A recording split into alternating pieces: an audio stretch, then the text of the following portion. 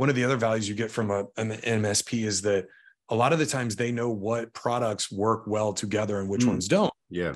So you could deploy an antivirus solution that breaks your patching and remote management solution, or you could deploy your MDM solution and it could break your email solution, right? And so there's a series of tried and true processes and methods that you're going to get, which will prevent you from having downtime, right? And so that's another reason that you're going to want to maximize the spend with these folks is if you're spending your money in the right way, it's really an investment.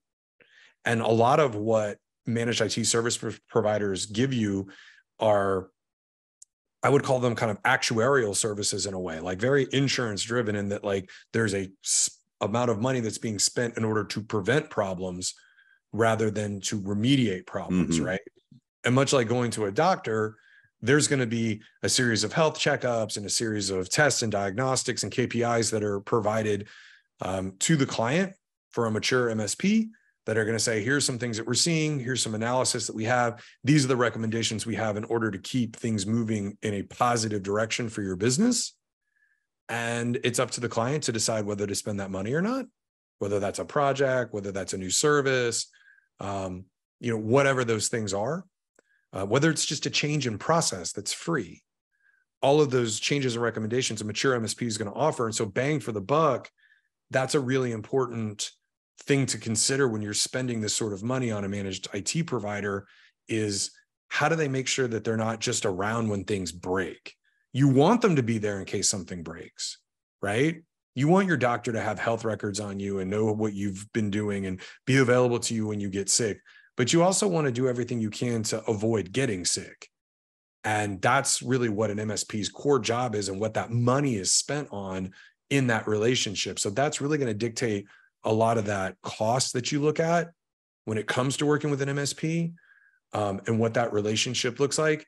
You maximizing your spend is going to be based on what you're wanting to get out of the relationship. And if you're looking for proactive, helpful, strategic advice, you're going to spend more for that, right? Because it's going to cost a little bit extra, but it's an investment into your organization, because if you run the analysis of that spend against potential security breaches that may impact you and your clients, your ability to make money or to retain employees or those sort of things, just breakdown of equipment in the event that systems go offline or break or you can't access them, and what that may cost you as an organization, you begin to see that the investment in the managed services spend actually can start to make a lot more sense when you see it strategically against your business initiatives and potential revenue loss or cost directly to your organization of not being able to perform as a business. So that's really an important thing to look at. Yeah, we see that. The truth is we have half a dozen people that come to our company every year and say, look, we've had a giant cyber event. We've had a giant successful phishing attempt. Please help us. And they're not our client before this. And sometimes we can and sometimes we can't.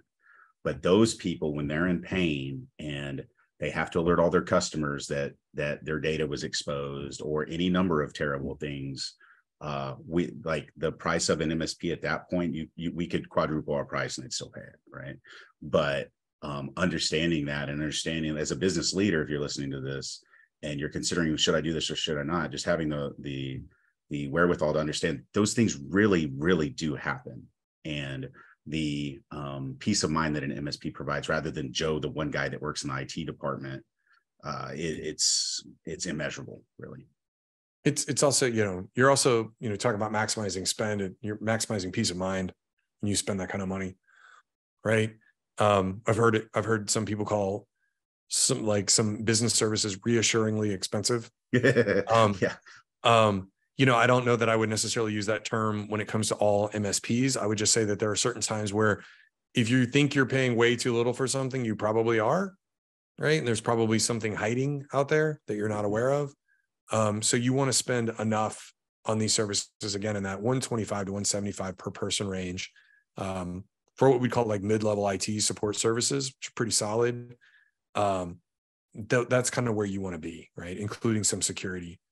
And so then, outside of the fact that, what is provided should be, when you're maximizing spend with your MSP, it should be strategy based. It's not just, utilitarian where you flip the switch on and the IT works, right? There's a lot more to it. There's business process integration.